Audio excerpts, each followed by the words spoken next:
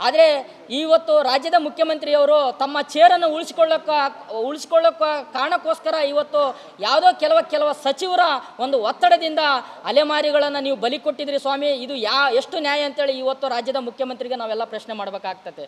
ಅದಕ್ಕೋಸ್ಕರ ಇವತ್ತು ನಮ್ಮಂಥ ಸಮುದಾಯಗಳನ್ನು ನಾಗಮೋಹನ್ ದಾಸ್ ವರದಿ ಪ್ರಕಾರ ಸನ್ಮಾನ ಏನು ಈ ದೇಶದ ಸುಪ್ರೀಂ ಕೋರ್ಟ್ ಏನು ಹೇಳಿದೆ, ಯಾರು ಹಿಂದುಳಿದಿರ್ತಾರೆ, ಯಾರು ಈ ದೇಶಕ್ಕೆ ಸ್ವಾತಂತ್ರ್ಯ ಬಂದು 79 ವರ್ಷಗಳು ಕಳೆದರೂ ಯಾವುದರಲ್ಲಿ ಕೂಡ ಪ್ರಾತಿನಿಧ್ಯ ಇಲ್ವೋ ಅವರಿಗೆ ಮೊದಲು ಆದ್ಯತೆ ಕೊಡಬೇಕಂತೇಳಿ ಈ ಸಂವಿಧಾನ ಆಶಯ ಆಗಿರ್ತದೆ. ಆದರೆ ಇವತ್ತು ಏನು ರಾಜ್ಯ ಸರ್ಕಾರ ಸಚಿವ ಸಂಪುಟದಲ್ಲಿ ತೆಗೆದುಕೊಂಡಿರುವ ನಿರ್ಧಾರ ಭಾಳಷ್ಟು ಘನಘೋರ, ಇದು ಅಕ್ಷಮ ಅಪರಾಧ.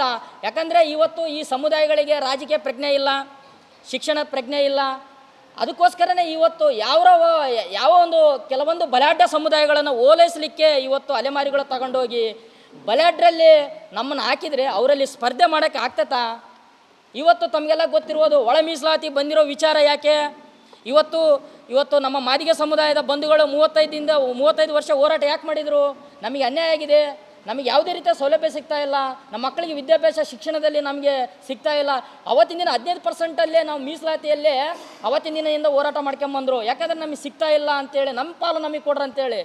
ಆದರೆ ಇವತ್ತು ನಮ್ಮ ಪಾಲು ನಮಗೆ ಕೊಡ್ರಿ ಅಂತೇಳಿ ಯಾರ್ಯಾರ ಪಾಲು ಅವರಲ್ಲಿ ಕರೆಕ್ಟಾಗಿ ಹಂಚ್ಕೊಂಡಿದ್ರಿ, ನಮ್ಮನ್ನು ತಗೊಂಡೋಗಿ ಬಲಾಢ್ರ ಜೊತೆ ಇವತ್ತು ಹಾಕಿದಿರಲ್ಲ. ಇವತ್ತು ಏನು ಕೊರ್ಚ ಬೋವಿ ಲಂಬಾಣಿ ಜೊತೆ ನಾವು ಫೈಟ್ ಮಾಡೋಕ್ಕೆ ಸಾಧ್ಯನಾ? ನಾಗಮೋಹನ್ ದಾಸ್ ವರದಿ ಪ್ರಕಾರ 1% ಕೊಟ್ಟಿದ್ರೆ ನಮಗೆಲ್ಲ ತೃಪ್ತಿ ಆಗ್ತಿತ್ತು.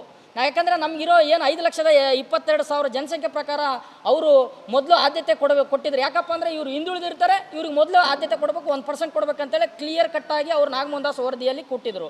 ಅದ್ರ ಪ್ರಕಾರ ಇವರು ಮಾಡೋದು ಬಿಟ್ಟು ಇವರಲ್ಲಿ ರಾಜಕೀಯದ ಯಾರು MLAಗಳಿಲ್ಲ, ಮಿನಿಸ್ಟ್ರುಗಳಿಲ್ಲ, ಹೇಳೋರಿಲ್ಲ ಕೇಳೋರಿಲ್ಲ ಅಂತೇಳಿ ನೀವು ಏನು ಸಚಿವ ಸಂಪುಟದಲ್ಲಿ 4 ಗೋಡೆ ಮಧ್ಯನೇ ನೀವು ಚರ್ಚೆ ಮಾಡಿ ಇವರಿಗೆ ಅಲೆಮಾರಿಗಳಿಗೆ ಯಾರೂ ಇಲ್ಲ, ದಿಕ್ಕು ದೆಸೆ ಇಲ್ಲ ಅಂತೇಳಿ ಇವ್ರನ್ನ ತಗೊಂಡೋಗಿ ಯಾರೋ ಬಲಾಢ್ರ ಜೊತೆ ನೀವು ಹಾಕಿದ್ರಿ.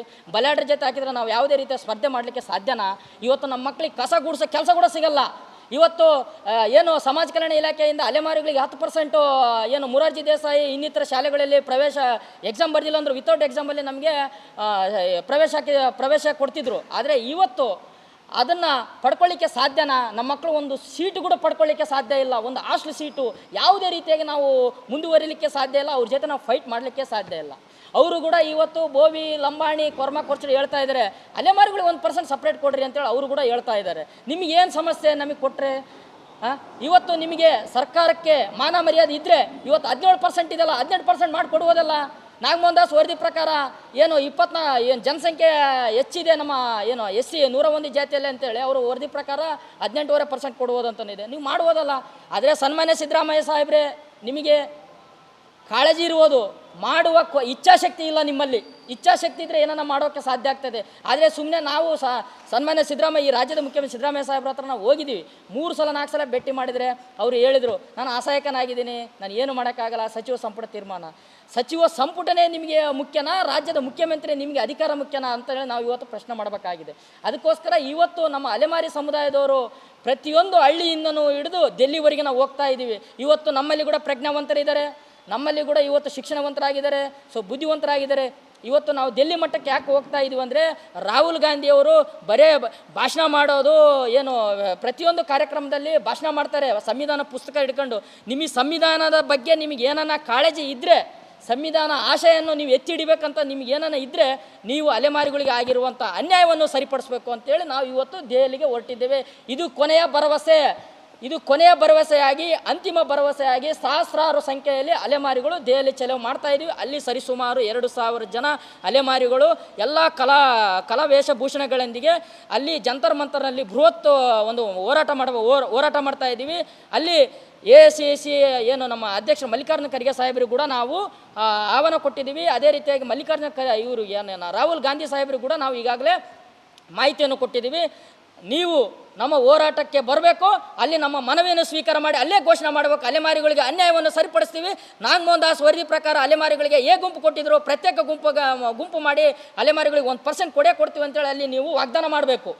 ಅವತ್ತು ನಿಮ್ಮ ಸಂವಿಧಾನ ಆಶಯಕ್ಕೆ ನೀವು ಏನು ನಡ್ಕೊಳ್ತೀರಿ ಅಂತೇಳಿ ಇವತ್ತು ಇಡೀ ರಾಜ್ಯದಲ್ಲ ಇಡೀ ದೇಶದ ಜನತೆಗೆ ನೀವು ತೋರಿಸ್ಕೊಟ್ಟಂಗೆ ಆಗ್ತೈತೆ. ಇಲ್ಲಾದರೆ ನೀವು ಬೊಗಳೆ ಭಾಷಣ ಮಾಡ್ತೀರಂತೇಳಿ ಈ ರಾಜ್ಯದ ಜನಕ್ಕೆ ಗೊತ್ತಾಗ್ತೈತೆ.